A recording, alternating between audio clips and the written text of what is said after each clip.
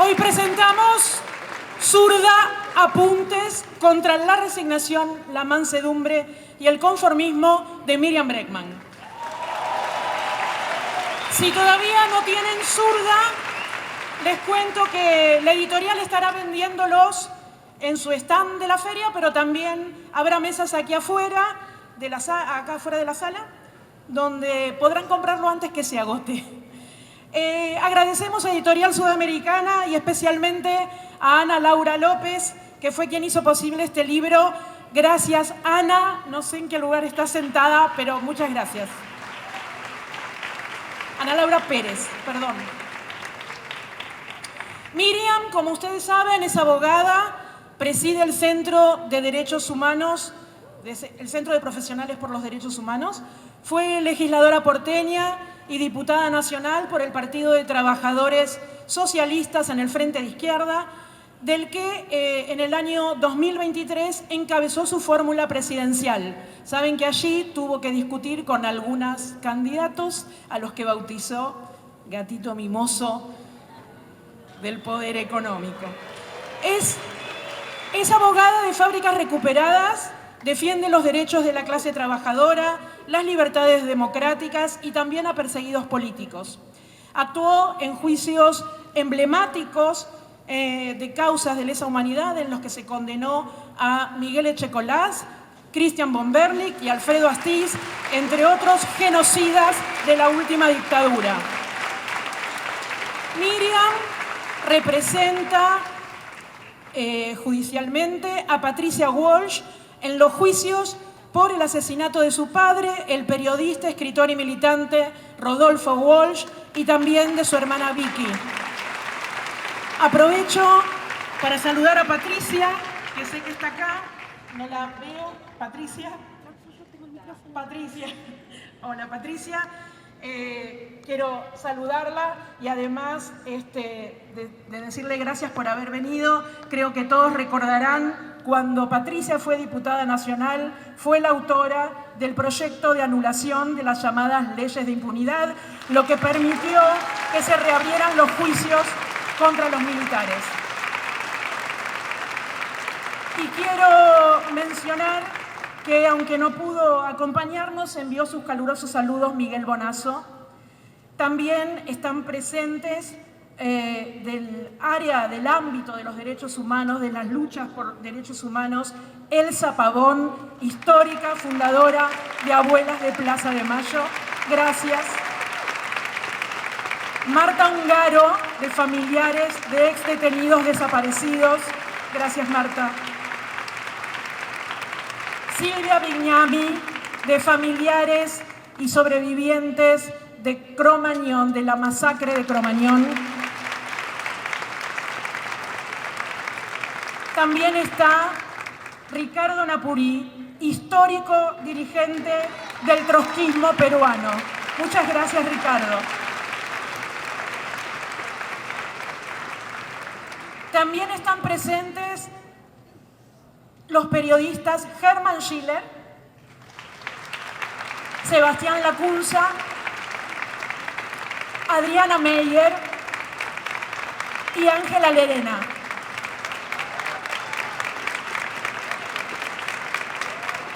Mi nombre es Andrea Datri, somos compañeras de militancia con Miriam desde hace muchos años. Soy legisladora porteña del Frente de Izquierda en este momento y estoy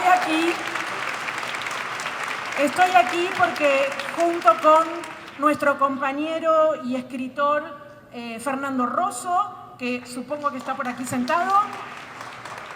Fernando, fuimos invitados por La Rusa, como le decimos nosotros, a prologar su libro Zurda. Pueden leer también a Fernando en La Izquierda Diario y en otros medios, además de escucharlo en el programa que conduce por Radio Con Vos. Entonces, un saludo, Fernando, que está aquí, y mientras sigue entrando gente a esta sala que ya no da para más, y nos vamos acomodando, aprovecho también para mencionar que están presentes Marta Rosenberg, histórica, luchadora feminista, fundadora de la Campaña Nacional por el Derecho al Aborto. Mabel Bellucci, histórica también, activista, queer y archivista de nuestros movimientos. María Laura Bretal y Celina Rodríguez, feministas platenses, fundadoras de Las Azucenas. También está el dirigente político Luis Zamora.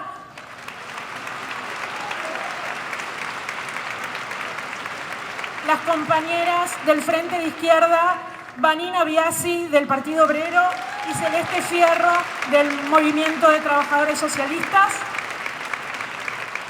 Y está también Torgel Lodkin de la Fundación Rosa Luxemburgo en el Cono Sur.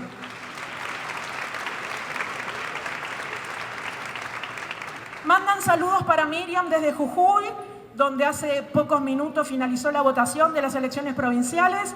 Nuestros compañeros diputados Alejandro Vilca y Nicolás del Caño, que están allá. Y también manda saludos y se los retribuimos a Cristian Castillo, que te mejores, Chipi, que no pudo estar hoy acá. Acá en la sala también está presente nuestro joven compañero, referente de la lucha universitaria en defensa de la universidad pública y candidato a legislador en las elecciones del próximo domingo en la ciudad de Buenos Aires, nuestro compañero Luca Bonfante.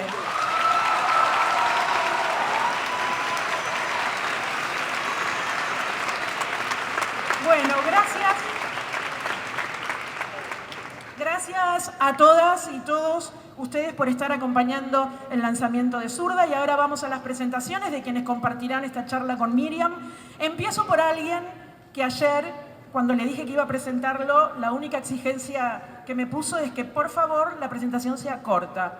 Ahora, díganme ustedes cómo hago que la presentación sea corta de un doctor en matemáticas de Oxford que publicó libros de cuentos, ensayos, más de 7 novelas, algunas las adaptaron al cine, además de que ganó muchos premios literarios muy importantes. Bueno, creo que eso ya es la presentación corta que él se merece. Con ustedes, Guillermo Martínez.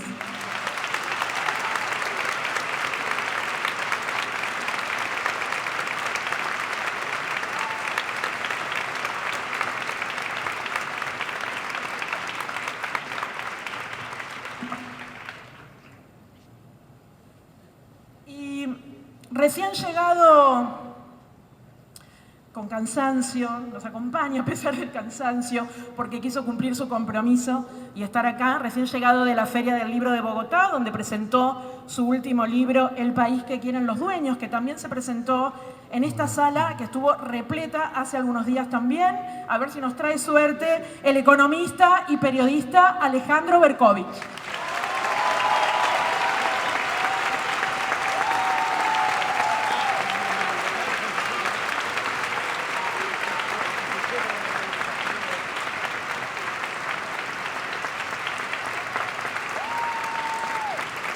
Entonces, sin más preámbulos y como tampoco hay más sillas vacías en esta sala por lo que veo, les pido que recibamos con un fuerte aplauso a la zurda, Miriam Bregman.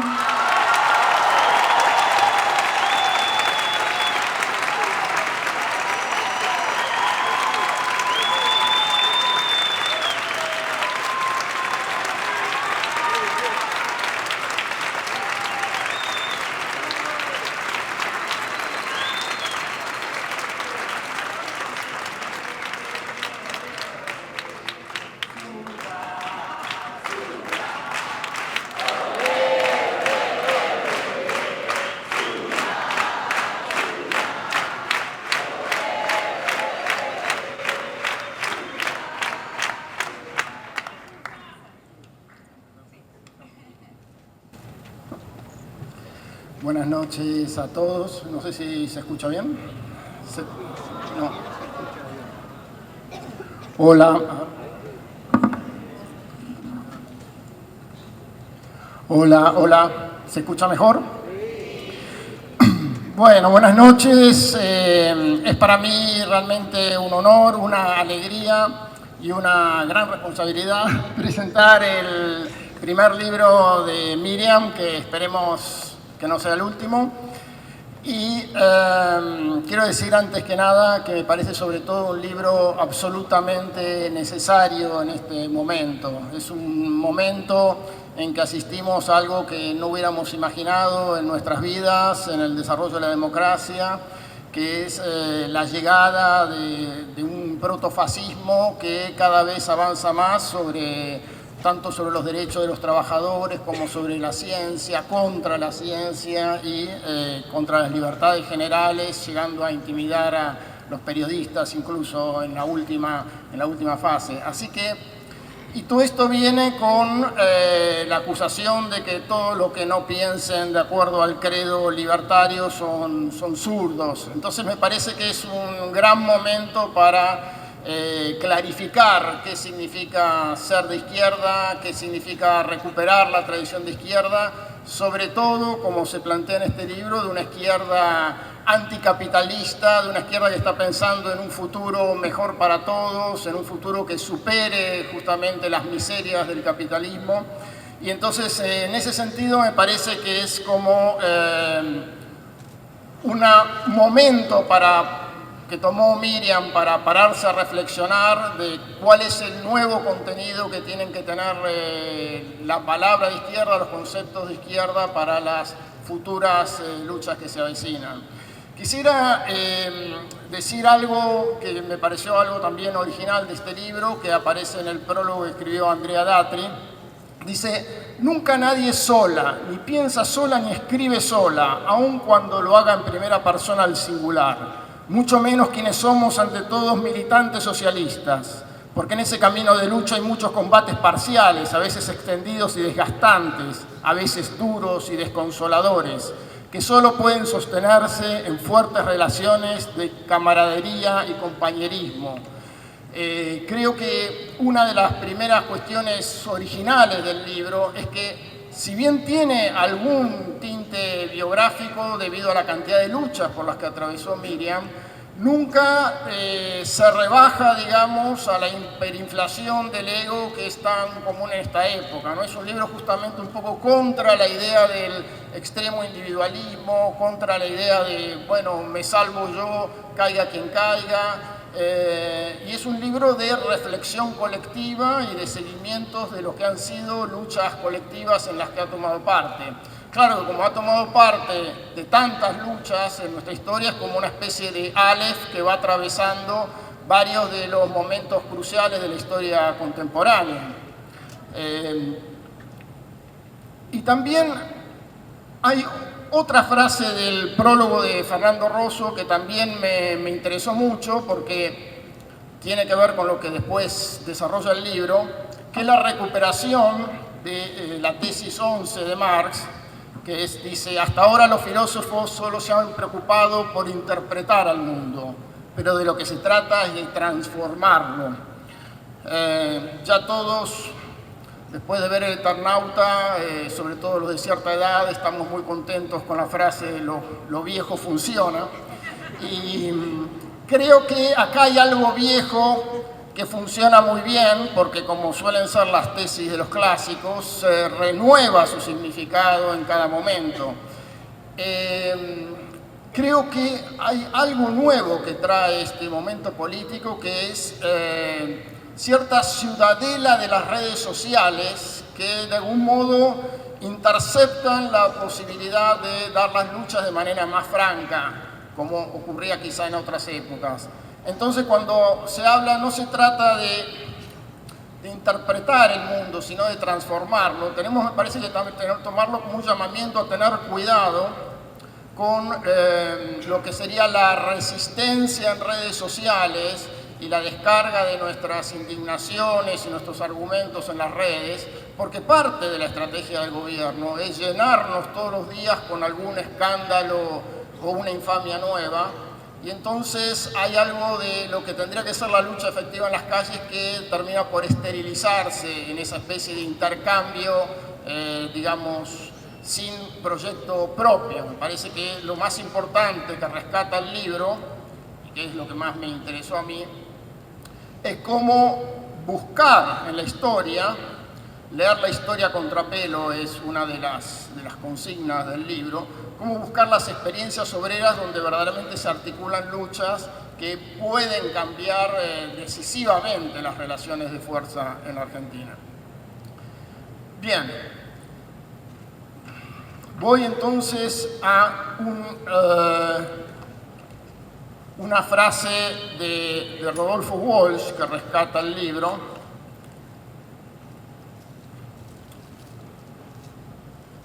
que me gustó también eso, que en el libro se rescatan pensamientos de otras vertientes de izquierda, con esa característica de que son izquierdas que buscan un nuevo mundo, ¿no?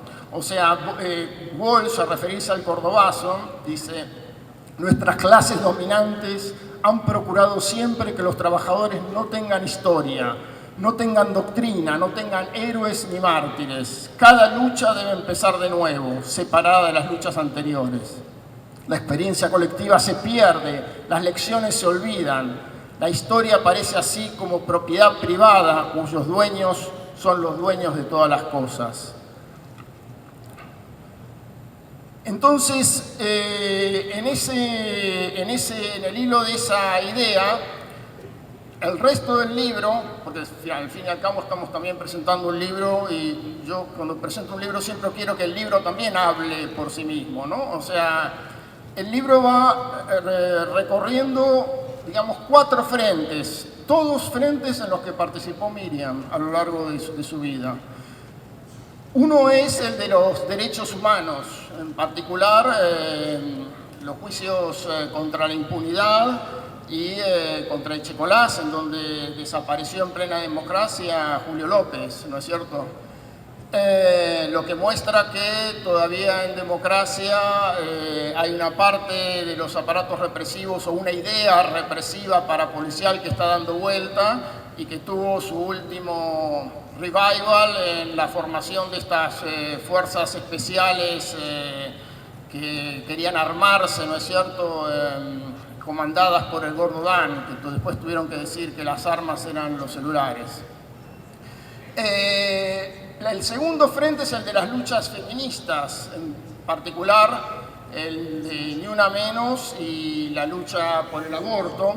Sobre esto quería comentar algo que se dice en el libro, que me parece muy importante, y es qué pasa cuando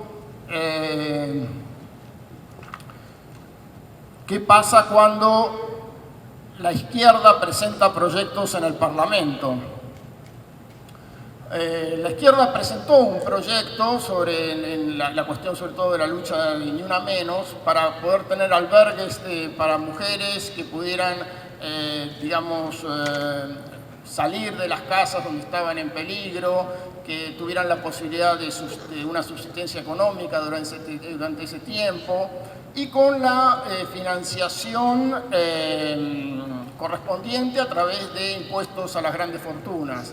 En el medio del fragor de la lucha por Ni Una Menos, esto fue de algún modo aceptado y tuvo cierto eco en los distintos partidos, pero cuando llegó el momento de la asignación de recursos, todos se echaron atrás. Es decir, cuando subió la ola feminista, parecía que se iba a llegar a un acuerdo para esta clase de leyes. Y apenas bajó un poco, se cajonearon estos postulados. Entonces, lo que dice Miriam como conclusión de estas experiencias, lo mismo pasó con la ley de humedales, que también lo cuenta, o sea, hay un recorrido muy interesante sobre hasta dónde están los límites de lo que llamamos la democracia burguesa, ¿no es cierto? Cuando llega el momento de votar las leyes, empiezan a jugar otros intereses de lobby más poderosos que terminan por cajonearlas. Entonces dice, aunque el modelo anterior, digamos, que intentó llevar a cabo el peronismo y este modelo son divergentes en muchos sentidos, tienen como telón de fondo las mismas ataduras del país con el Fondo Monetario Internacional. Este es el nudo gordiano de la política argentina y, de nuevo, lo viejo funciona, es lo que hubiera dicho Marx, ¿no? Que hay que mirar cuáles son las relaciones económicas que terminan por determinar la política argentina. desde el inicio de la democracia, que la izquierda viene advirtiendo que el problema de fondo es el pago de la deuda externa.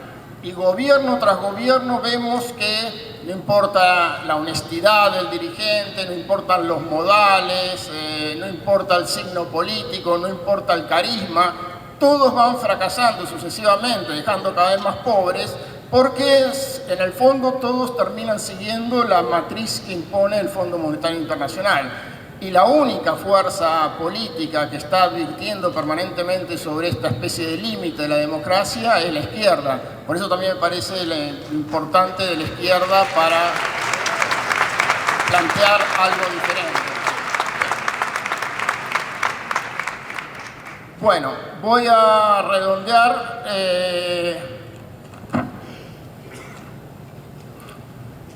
Quería dar... No quería dejar de mencionar un homenaje que le hace Miriam a Osvaldo Bayer cuando recuerda que fue uno...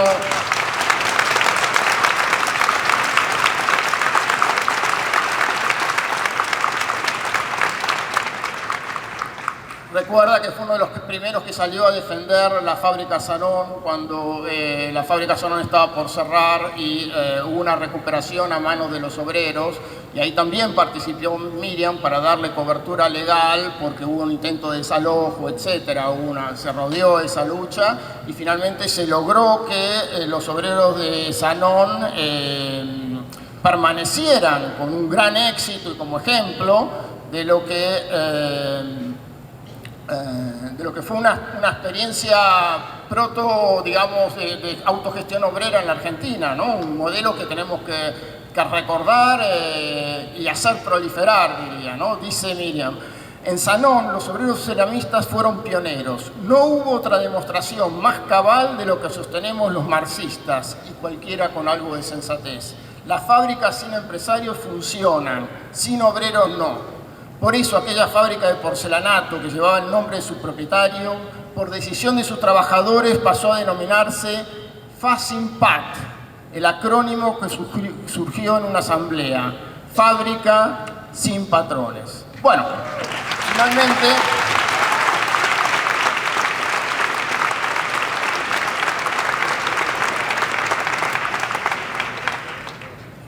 para terminar, voy a leer uno de los últimos párrafos del libro. No es una novela policial, así que me van a perdonar que se los spoilee. El spoiler es que necesitamos ir a una sociedad socialista, digamos. Pero voy a leer unas palabras que están casi al final y una pequeña anécdota personal, digamos.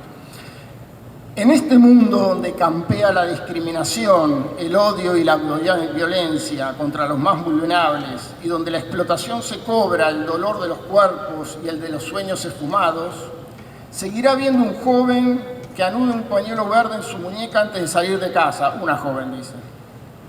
Una anciana que cubra su cabeza con un pañuelo blanco para seguir persiguiendo represores o buscando a sus nietos.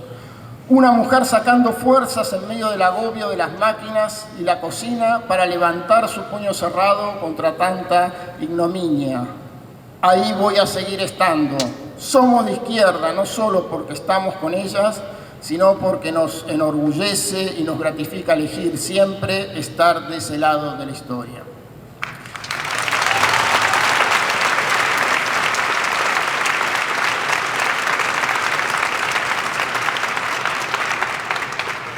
No, y la pequeña anécdota muy breve, yo estaba preparando la presentación y ustedes verán, estaba subrayando furiosamente y poniendo estos post-its en un café, porque voy a leer a los cafés, y una moza se me acercó a preguntarme qué estaba estudiando, y entonces le dije, estoy preparando la presentación del libro de Miriam Bregman.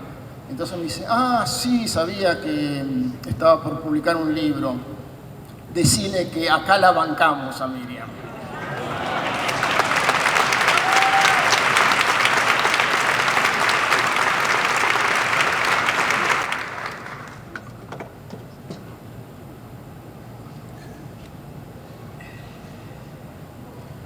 Bueno, buenas noches.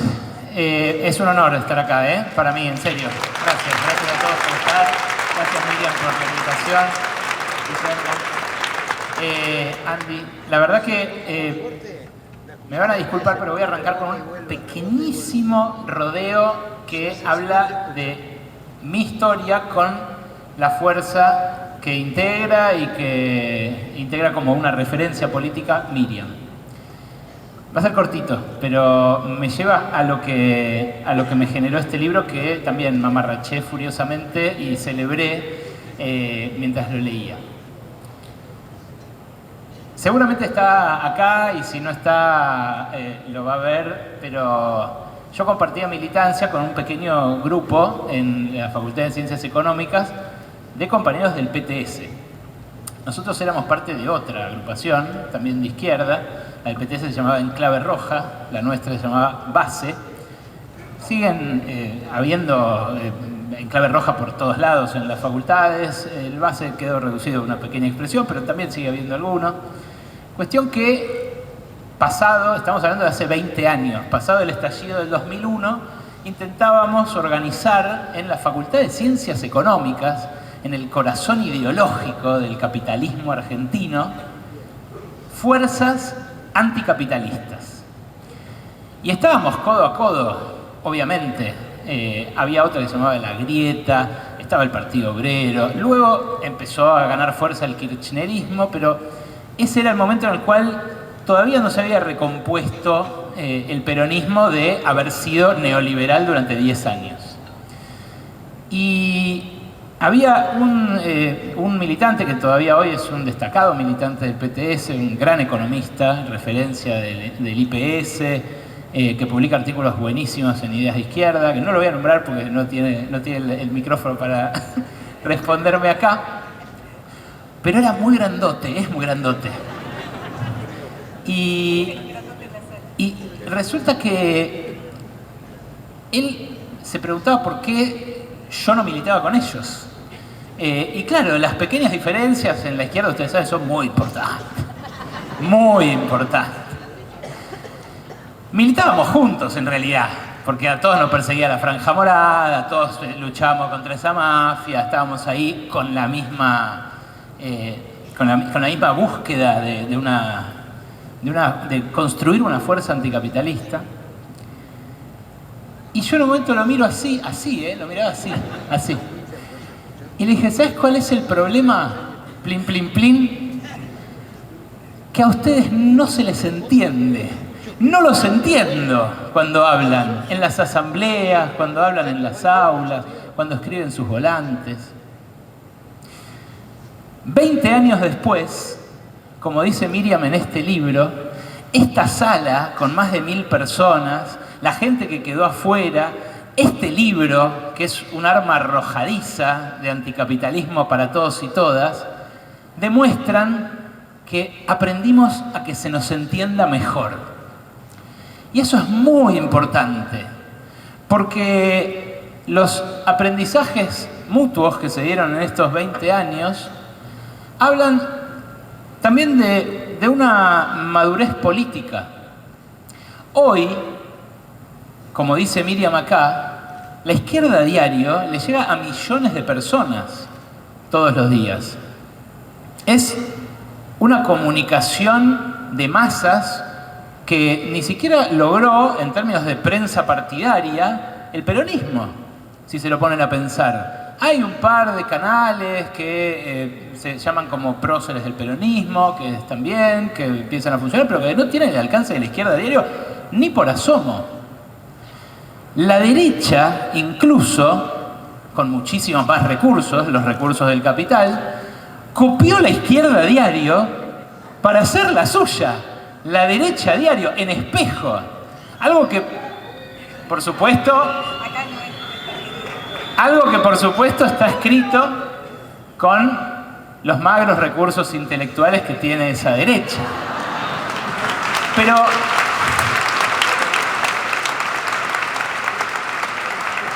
este libro, para mí, es parte de esa madurez.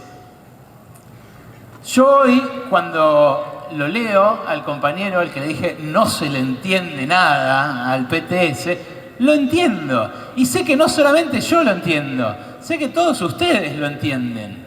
Y cuando Miriam escribe este libro, que también es parte de esa madurez comunicacional, de esa madurez política, de esa madurez en términos de intervención de masas, se enhebra muy bien lo programático con las insatisfacciones de la época. Insatisfacciones que son muy cotidianas, que no hace falta buscar en los clásicos del marxismo. Insatisfacciones que circulan por las redes de manera muy popular, como eso de no necesitas un psicólogo, necesitas un sindicato, ¿no? Bueno, esa hiperexplotación en la que estamos sumergidos, ese mundo hostil que nos regala todos los días el capitalismo, que nos enferma la cabeza, al cual encima se le superpone una retórica locoide, desconcertante, deliberadamente desconcertante, como decía Guillermo, que procura que todos los días atendamos un frente distinto, los que queremos un mundo mejor, y que pensemos que, bueno, cada día se juega en un frente distinto esa libertad que nosotros entendemos de manera, me parece a mí, mucho más acabada y auténtica que quienes usurparon ese sustantivo y esa idea tan preciosa. Bueno, Miriam se toma, como decía Guillermo, de la lucha contra la impunidad, de los genocidas de la última dictadura, se toma de la marea verde que hace ya ahora casi 10 años irrumpió en la Argentina de la mano del Ni Una Menos, se toma de la pelea de las fábricas recuperadas y de otras luchas donde ella se destacó, pero donde muchos otros compañeros y compañeras participaron, dejando todo, para articular una propuesta de futuro. Empieza hablando de futuro. Dice, si el socialismo fuera un fantasma del pasado nada más, no lo lamentarían tanto, ¿no? Y está bueno pensar eso porque efectivamente eso que... Lo leo como hizo Guillermo porque me parece que valen las palabras. Si el socialismo fuera una antigüedad, ¿por qué las nuevas derechas no dejan de agitar el fantasma del cooperativismo, del comunismo y hasta del marxismo, de los cuales dicen venir a liberarnos? Nadie pelea con fantasmas del pasado si no teme que reaparezcan en el futuro.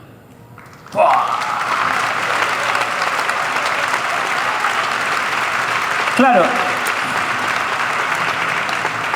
esa propuesta de futuro hoy tiene una ventaja.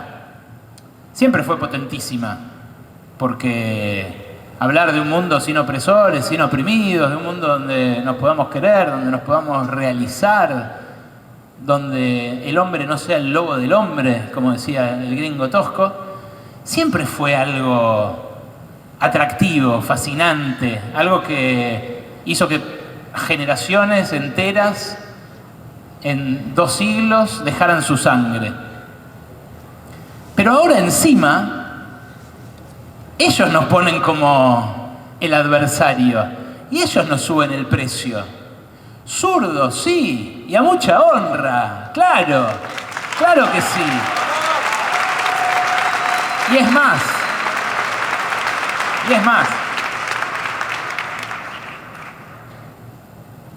los que el otro día pasaba uno, el otro día cuando ocurrió lo del lanzamiento del País que quieren los dueños, que decía Andrea, que también se llenó esta sala, me parece a mí como parte de la misma búsqueda por la cual hoy se llena nuevamente esta sala a tope.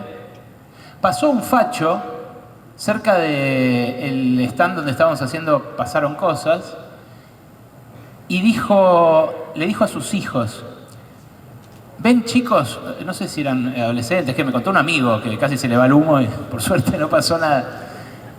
Ven chicos, este zurdo se va a quedar sin laburo. No le van a dar más pauta y no va a poder hablar más. Y a mí me encantó porque Nunca tuvimos más audiencia nosotros. Nunca nos fue mejor. Pero ¿cómo no va a ser así? Si los fachos del otro lado no regalan más que, como le pasó a Trump en su primer mandato, como destaca Nancy Fraser, en un librito muy chiquito pero que hay que leer, Contra Hegemonía Ya, regalan utopías reaccionarias que no pueden cumplir. No pueden cumplir, son impotentes. Y son especialmente utópicos. No las pueden cumplir porque no se pueden cumplir. Entonces toda la vida dijeron que la idea del socialismo era un sueño, era una utopía. Bueno, ¿y la dolarización, macho? ¿Qué onda? Se llenó de utopías la derecha, y son utopías reaccionarias espantosas. Miren, ahora les voy a hablar de una. No me quiero exceder. Todo lo demás, además de que nos levanten, son desventajas. No quiero decir que vayamos a ganar fácil ni nada. Es un momento de gran agresividad, de una embestida tremenda del capital. Y cuando Miriam habla de que la legalización del aborto liberó historias que estuvieron durante mucho tiempo bajo 7 llaves, en el propio seno de las familias, en las conversaciones entre madres e hijas, entre amigos, en las parejas. Yo acababa de leer esto en Colombia, anteayer, y me encontré con los fanáticos de Agustín Laje, un ideólogo de lo más recalcitrante de la extrema derecha, que estaban ahí para verlo a él, y para saludarlo y para que le firme su libro. Eran unos cuantos, no tantos como en esta sala, pero eran unos cuantos. Y me acerqué a preguntarles, porque ahí no me reconocía nadie, me acerqué a preguntarles qué onda, qué buscaban en eso. Y en todos los casos la iban de rebeldes. Es una reacción conservadora disfrazada de rebelde. Que, claro, dice ser rebelde contra un statu quo que busca profundizar y que profundiza cuando llega al gobierno, ¿no? Como hace Milei. Y claro, el problema de esa reacción conservadora es que a veces les hace pensar a los que nos acompañan en estas luchas que nos fuimos de mambo. Esto pasó mucho con el feminismo. Hubo mucha gente que dijo, ganan los fachos porque nos fuimos de mambo con el feminismo. Y está eso epistemológicamente mal, está mal en la propia lógica, porque es cierto que el voto de los varones jóvenes que sufren un montón de insatisfacciones en este capitalismo, que necesitan un sindicato y un psicólogo, las dos cosas, fue decisivo para que ganaran los fachos. Fue decisivo. De hecho, si todos votaban como los varones jóvenes, en la primera vuelta ganaba Milei. Y a la vez, si ellos votaban como el resto de la sociedad, perdía Milei. Así de decisivo fue el voto de los varones jóvenes. Pero, ¿por qué digo que está epistemológicamente mal pensar que nos fuimos de mambo con el feminismo? Porque la insatisfacción de ellos no tiene por qué ser con la reparación de una injusticia añeja, atávica, muy profunda como la que sufrieron las mujeres durante siglos. A ellos también se los podía reparar. ¿Por qué no se los podía reparar a ellos también? Bueno, no se los puede reparar por los límites que impone en esta fase tan mezquina, tan chota, el capitalismo. Y en nuestro país, concretamente, por algo que mencionó Guillermo recién, que son la deuda externa y los dictados del Fondo Monetario Internacional.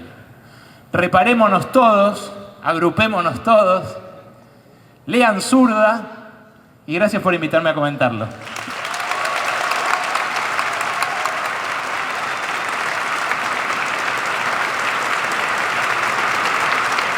Gracias, Guillermo. Gracias, Alejandro. Antes de darle la palabra a Miriam, quiero recordarles que apenas termina la charla, hay que dejar esta sala vacía rápidamente porque cierra la feria, así que nos pidieron eso. Pero todos los que quieran firmar su ejemplar, vamos a tener una oportunidad que nos ha dado la editorial, porque ahora parece realmente imposible, para firmar el ejemplar en alguna librería. Próximamente vamos a estar anunciándolo. Gracias, Ana. Quería mencionar, antes de darle la palabra a Miriam, que si yo digo en esta sala diarios de motocicleta, todos saben de quién estamos hablando, de quiénes estamos hablando, ¿no es cierto? Entonces quiero que saludemos con un aplauso a Calica Ferrer, el amigo del Che Guevara, que está presente aquí. Gracias. Quería también mencionar que de los organismos de derechos humanos también está presente Osvaldo Barros, sobreviviente de la última dictadura, ex detenido desaparecido. Liliana Macea, histórica, abogada de los juicios de lesa humanidad y amiga de Miriam. Alejandrina Barri, hija de desaparecidos y dirigente también del Partido de los Trabajadores Socialistas. Hay aquellas y aquellos que vemos cotidianamente todos los miércoles resistiendo a la represión de Bullrich. Un aplauso para las jubiladas y los jubilados.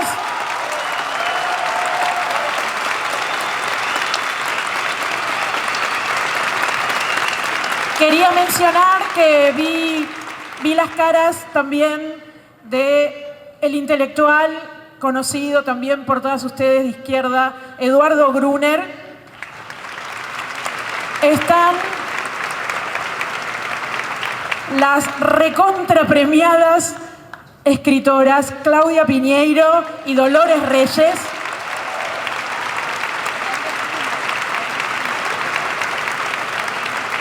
María Inés Krimer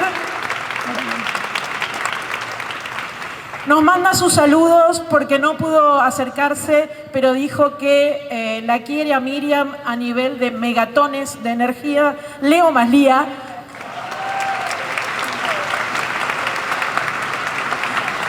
Y también quería pedir un aplauso porque está presente el gran actor argentino Norman Brisky.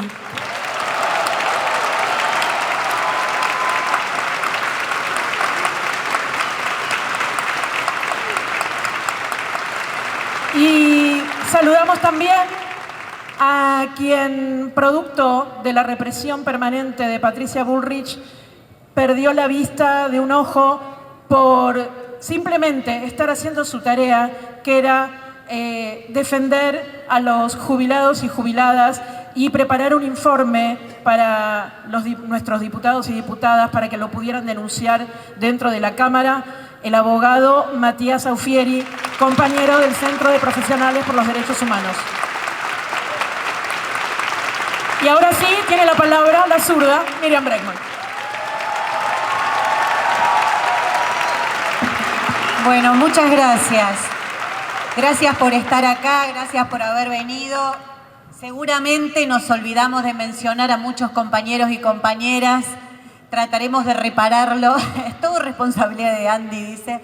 Pero bueno, miro, se ve poco de acá porque tenemos las luces de frente, pero vemos muchas caras de muchos compañeros y compañeras conocidos, con los cuales compartimos muchas peleas y mucha gente que se acercó a ver. Está lleno afuera de personas mirando, la verdad es que es una emoción enorme. Yo sí quiero agradecer a mi papá, que está presente, a don Bregman, y a mi familia que viajó para poder estar hoy acá, y a todos con quienes compartimos tantas luchas, tantas peleas, tantos momentos lindos. Y no sé, es imposible, vos Perco lo viviste hace unos días, la emoción que da estar acá y que se genere esto colectivo. Es muy, muy lindo. Les quiero agradecer a Guillermo y a Berco enormemente por las palabras, por haber leído el libro, por compartir sus reflexiones. Y bueno, se llenó de zurdos el lugar. Creo que nunca se imaginaban esto. Porque cuando Ana Laura Pérez, de la editorial, me empezó a correr, como dice ella, y recién les contaba a Guillermo y a Ale, hace 10 años que la corro a Miriam para que se ponga a escribir, creo que, bueno, que perdió mucho tiempo corriéndome, pero que el libro sale en un momento propicio. Nunca nos habíamos imaginado que íbamos a tener este momento, porque Ana Laura me decía hace un tiempo, cuando decidí ponerme a escribir, necesitamos un libro para vencer el escepticismo, para vencer el cansancio, para vencer ese bajón colectivo que a veces nos agarra. Y le dije, bueno, esa es la mía, está bien, ahora sí, ahora me voy a poner a escribir. Y ahí empezó la discusión de cuál era el título, ¿no? A quienes han escrito, bueno, estamos acá y en el público veo a muchos y muchas de mis escritores y escritoras, sobre todo favoritas, y el título es como, ¿no? Como ponerle nombre a un hijo o una hija. ¿Cómo lo llamo? ¿Qué le pongo? Y bueno, nació Zurda. Zurda con apuntes contra la resignación, la mansedumbre y el conformismo. Contiene esas dos cosas, una definición clara para contraponerlo con esta era que estamos viviendo y que nos quieren vender como inmutable e incuestionable, y también porque tiene esas tres palabritas: resignación, mansedumbre y conformismo. Pero también tenemos que decir claro, ¿no? Porque para quien nos gobierna, para Javier Milei, ese gatito mimoso del poder económico, como supimos bautizarlo, él dice zurdo, zurda, como quien dice basura, por no decir algo un poco más escatológico todavía, ¿no? Para él es un insulto. Entonces, creo que me pasó cuando empecé a ir a entrevistas y me preguntaban, bueno, ¿cómo se va a llamar el libro? ¿Por qué sacaste este libro? Bueno, tal vez, y esto lo hicieron, entendieron muy bien la consigna quienes me precedieron en el uso de la palabra, hay que volver a explicar qué es ser de izquierda. Tal vez tenemos que volver, después de tanto tiempo, lo decía un poco Berco, ¿se entiende, nos entienden, no nos entienden? Bueno, hay que explicar de nuevo qué es ser de izquierda y fundamentalmente qué les irrita tanto. ¿Por qué decís zurdo, comunista y se ponen como locos? Socialista, se alteran. ¿Por qué? Y pensaba algunas explicaciones. Creo que la primera es porque somos quienes desnaturalizamos y cuestionamos la desigualdad. Si a vos te tienen que decir, bueno, che, ¿qué es ser de izquierda? Mira, yo no acepto la desigualdad, no la acepto. De género, de clase, de raza, todo eso que Milei reivindica, sus discriminaciones, para nosotros son lo que debemos combatir. Lo que sus políticas fomentan es lo que nosotros queremos combatir. Entonces está bien que lo altere un poco lo que nosotros pensamos. Hace unos días, y lo voy a leer porque me pareció increíble, Milei dijo que la explotación laboral no existe. A lo sumo los trabajadores explotan a los empresarios. Hizo una carita así medio a lo Benny Hill, para la gente de unos años va a entender, así como que se rió de costadito, creyendo que estaba diciendo algo. Bueno, Berco, vos que sos economista, ayuda por favor. La explotan y dijo, además la acabo de destrozar. Bueno, no, Milei, no, existe. Marx explicó brillantemente qué es la plusvalía y creo que tendrías que estudiar un poquito más porque con esa respuesta no pasás el CBC de economía, ¿no? Así que no aprueba el CBC. Marx tenía razón, así que la plusvalía existe, lamento decirle al presidente de la Nación, y sale del trabajo no pago a los trabajadores. Pero ser de izquierda, cuestionar la desigualdad, desnaturalizarla, creer que las mujeres no nos pasamos 4 pueblos, que recién se mencionaba, también incomoda a otros, ¿no? Eso hay que decirlo también. Incomoda a otros, incomoda a los que nos dice que solo podemos elegir entre un capitalismo salvaje o humano. Elegí. ¿Vos de qué lado estás? ¿Del capitalismo salvaje o el humano? La respuesta parece cantada, pero el capitalismo es el capitalismo. Entonces, en este libro luchamos un poco, espero que lo logremos, contra esas ideas, contra la idea del mal menor, con bajar las expectativas, contra la resignación. Y siempre digo que cuando pienso esas cosas, cuando pienso esas ideas que te quieren decir, bueno, no se puede hacer otra cosa, la relación de fuerzas no da, no se pasen de largo, le haces el juego a la derecha, todos esos argumentos, pienso en ellas. Acá la veo Elcita Pavón, pienso en las madres y en las abuelas. Imagínense, cuando ellas salieron a buscar a sus nietos había una dictadura feroz, estaban Videla, Macera, Agosti. Imagínense si ellas no hubiesen tenido fuerza, si esas hubiesen dicho no da. Bueno, ellas no. Salieron a la calle, recuperaron ya más de 100 nietos y nietas, siguen buscando con sus más de 80, sus más de 90 años, a los que aún faltan, como seguimos buscando los nietos o nietas de Oesterheld. Y de ellas tomamos el ejemplo, porque esto que también irrita, nosotros decimos muy claro, fue un genocidio, son 30.000, y el mejor homenaje que le podemos hacer a esa generación es continuar la pelea por transformar de raíz esta sociedad. Es el mejor homenaje que les podemos hacer, estoy convencida de eso.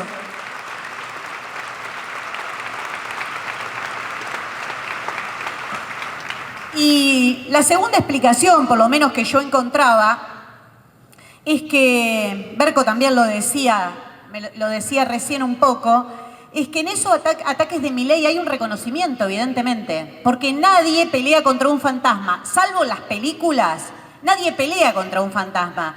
Entonces esa reiterada obsesión que él tiene con el comunismo, con la izquierda, con el socialismo, que recorre el mundo denostando esas ideas, creo que también tienen algo de reconocimiento. Y acá yo también quiero leer, porque quienes me precedieron leyeron, quiero leer a mi compañero Fernando Rosso, que está por ahí, porque Fer lo explica muy bien en el prólogo que hizo para este libro. Él dice: el miedo libertariano a la idea comunista, a la que percibe como una acechanza permanente, no es solo un delirio de su más que demostrada paranoia. Es una expresión deformada de una potencia y un movimiento que, pese a las condiciones adversas, mantiene su fuerza vital. Fernando lo dice maravillosamente y yo solamente agrego que la principal idea que quiero transmitir con este libro, Zurda, es que mantiene su fuerza vital. Para eso es que los convocamos hoy acá y para eso es que me gustaría que este libro se lea, que este libro se difunda, especialmente entre la juventud. Porque el libro se mete, no lo voy a contar ahora por supuesto, pero se mete en esto, con los avances de la ciencia, de la técnica. ¿Estamos mejor o peor para pensar una sociedad socialista? ¿Estamos mejor o peor para pensar que podemos trabajar 6 horas y tener tiempo para estudiar, para el disfrute, para estar con los amigos y con las amigas, para leer los libros de estos escritores? Entonces, estas son algunas de las ideas que están en este libro. Y algo que quiero mencionar también, y no voy a contar todo el libro, quédense tranquilos, que me anoté precisamente para no ser tan larguera como soy siempre, es que este libro tiene un título en singular. Se llama Zurda. Pero si hay algo que no tiene un ápice este libro es de una anécdota particular, más que la que vine de Timoteo hace unos años a estudiar a Buenos Aires, creo que no hay muchas otras. Porque este libro es una experiencia colectiva. Cada una de las anécdotas que yo cuento en él es una experiencia colectiva. Y bueno, estos días, claro, decía Guillermo, estamos todos con el Eternauta. Y el Nadie se salva solo evoca todas las peleas que hemos dado en todos estos años de militancia. Y es así, nadie se salva solo. Hace unos días hablaba con una amiga, con una compañera que seguramente debe andar por ahí, no la veo desde acá, con Patricia Walsh. Está acá adelante, me dicen, pero yo veo... ah, quedó escondida. Ahí está, Patricia Walsh.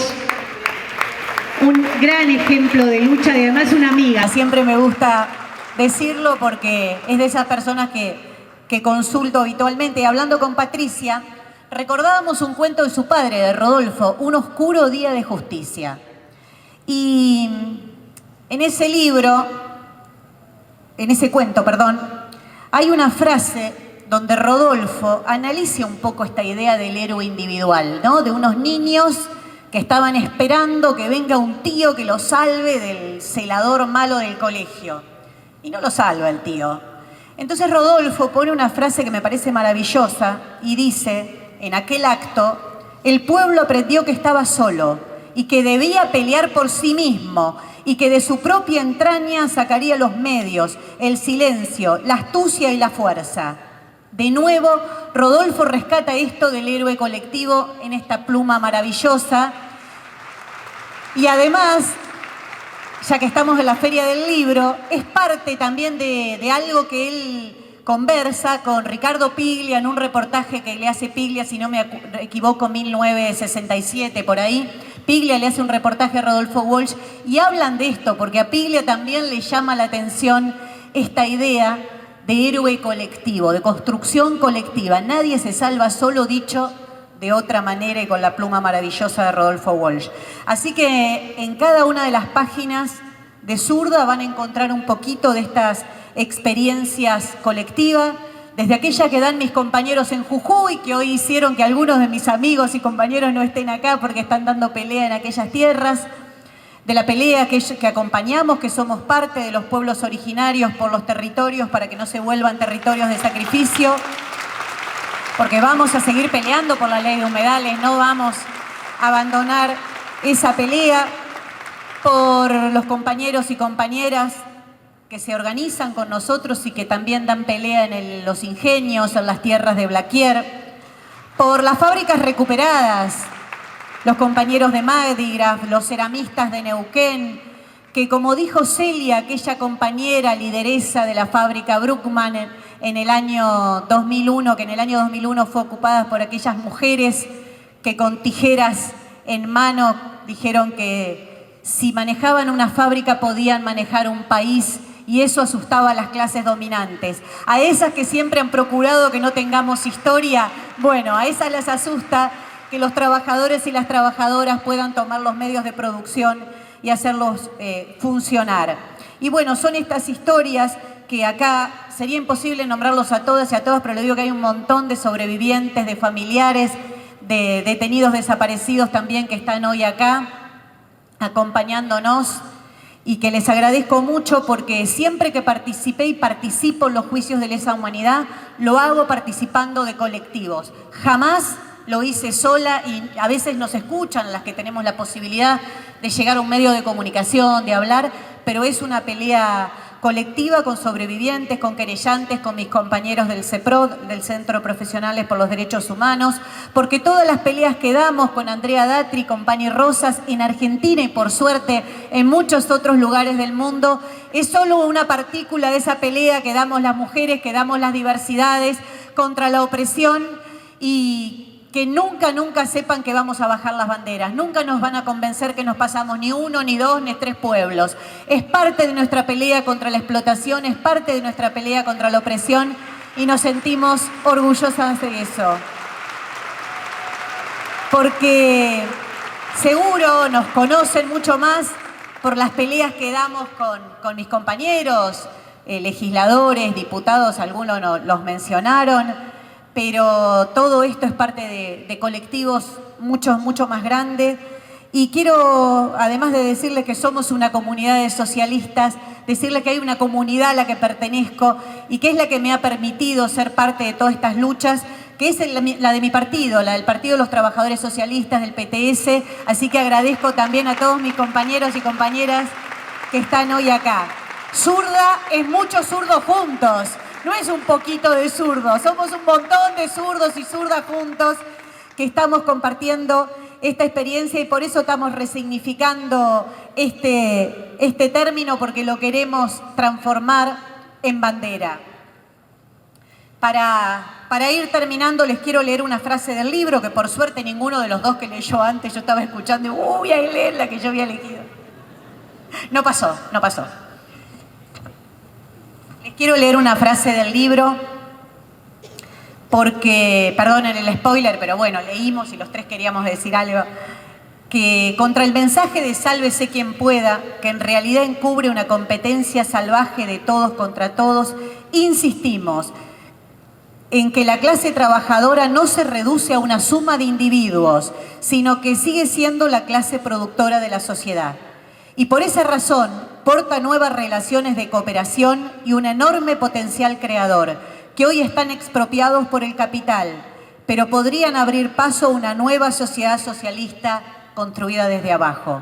Nuestro proyecto socialista, liberar esas potencialidades del yugo capitalista y que toda la humanidad pueda ser protagonista consciente de su autoorganización, del autogobierno y la planificación de lo colectivo. Somos de izquierda porque tenemos imaginación política y la decisión de poner manos a la obra para hacer realidad aquello que imaginamos.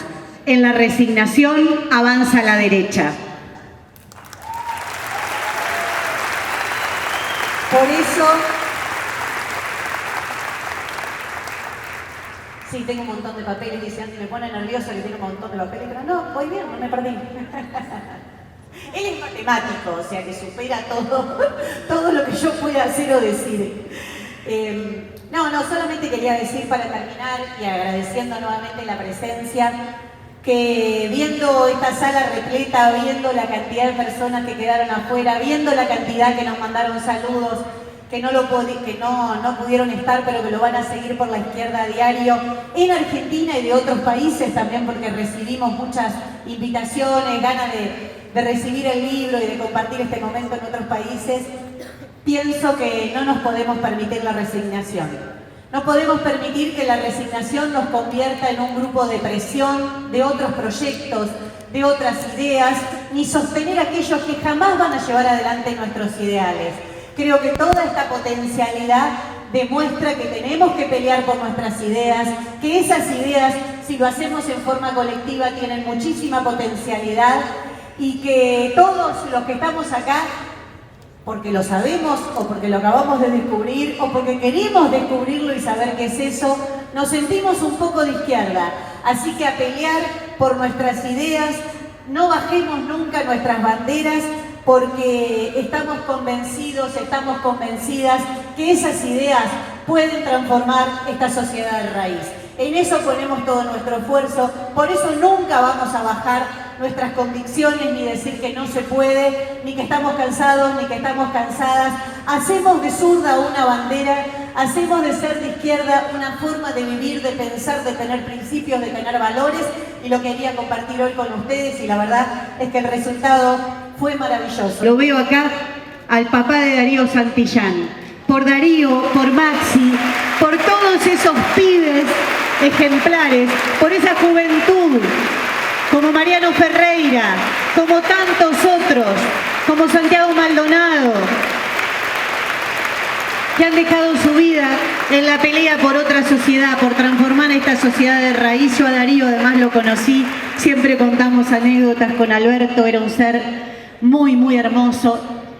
Y por todos ellos, por todas ellas, por los 30.000, zurda para dar la pelea, para seguir luchando por cambiar esta sociedad, como les decía, por transformarla de raíz, y desde mi perspectiva voy a seguir peleando por la construcción de una sociedad socialista. Gracias por estar acá, gracias por haber venido hoy, en serio, muchísimas gracias. Mis pantalones me traicionaron, muchas gracias. Gracias Ale, gracias Guillermo. La verdad que no saben lo que se ve desde acá, ¿no? Se ve algo muy, muy grande. Disculpes a los que quedaron afuera, pero gracias, muchas gracias. Gracias a todos mis compañeros.